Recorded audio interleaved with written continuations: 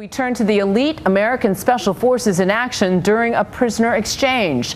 They did it in under a minute. Tonight, what really happens when these brave soldiers go behind enemy lines to rescue one of their own. Here's ABC's Martha Raddatz.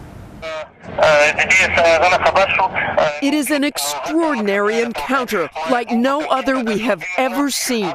The end of a 5-year search. A Taliban propaganda video showing an elite American team swooping over the hills in a specially modified Black Hawk helicopter with surveillance aircraft and backup forces overhead. On the ground, the enemy, 18 Taliban fighters, the two sides about to meet because of this man, the only American prisoner of war held in Afghanistan, Army Sergeant Bowe Bergdahl. Bergdahl's captors have now brought him to this remote meeting point, and the Americans are coming in to pick him up. It is clearly a battlefield exchange. You can see the Taliban have their soldiers on the hillside with RPGs and machine guns. We've got our soldiers in the helicopter with assault rifles. The pilots undoubtedly are watching those Taliban rocket-propelled grenades, powerful enough to take down those Black Hawks. They're thinking that this could be a trap. You can see that the helicopter actually circled before it landed too, and I'm sure they were looking to make sure that everything was right. Once on the ground, the years of planning now boil down to under 1 minute. Bergdahl, carrying a bag, is escorted by 2 Taliban across to 3 Americans, dressed in civilian clothes, who quickly approach. They've obviously got some kind of weapon so that if they need to shoot across each other, they're ready to go in case there's an ambush. But the flag and the number of men on each side have been prearranged by both sides as a sign of trust, according to the voice on the video. In these kinds of exchanges, you ask the other side to do a couple of things. You can kind of verify that they're following the plan. Amid the rapid greeting and handshakes, one American quickly runs his hand along Bergdahl's back. That's not a friendly gesture. He's looking for a bomb, he's looking for wires, something that would potentially make Bergdahl a human bomb. He's been in captivity for 5 years. You just don't know what his mental state is. You don't know if he's being coerced. Before that handoff, the Taliban video shows Bergdahl in the back of a pickup truck, head shaved, no beard, but blinking and hollow-eyed, as if emerging from the dark for the first time. They want to keep him in the dark. If they're going to give him back to us, they don't want him to be able to tell them where their locations are. Experts say Bergdahl probably did not know what was happening to him.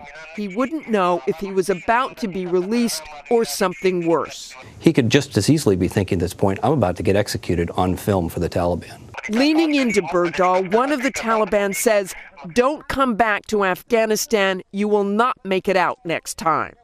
But take a closer look. It is a moment that might reveal something about the relationship he had with his captors.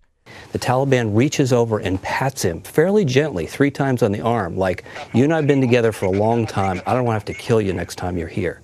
Within 25 seconds, his American rescuers are guiding him to the helicopter, one turning to walk with him, the other 2 walking backwards, not wanting to turn their backs on the Taliban until the final moments. They're watching, they're checking their back, and they want to make sure that as they go out, that nothing's going to harm them. Once at the helicopter, before Bergdahl can get on board, the white bag is dropped. Then a second pat-down. Why or what was in that bag may remain a mystery. Only Bergdahl knows. Everybody's adrenaline's pumping. People are nervous. You don't know how this is going to go down. It's been smooth so far. For something to drop and somebody not to notice it could have been just an inadvertent mistake.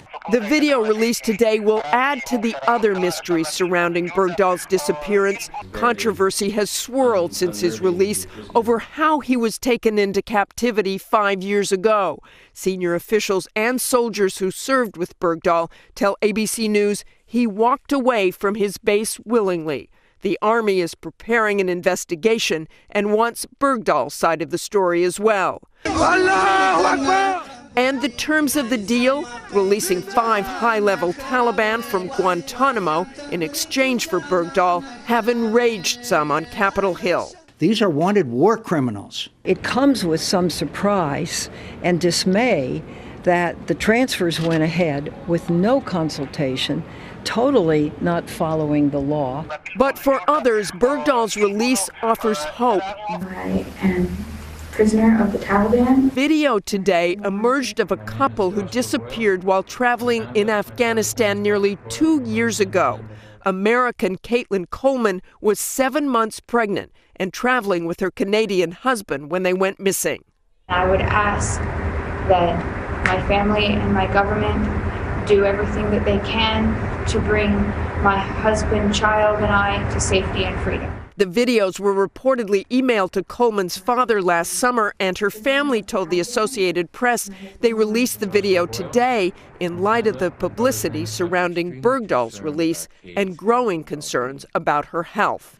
She has a liver ailment, which requires treatment. As for Bergdahl, he remains at Landstuhl Military Hospital in Germany and has still not spoken with his parents. While the handover may have taken just under a minute, his recovery will take much longer.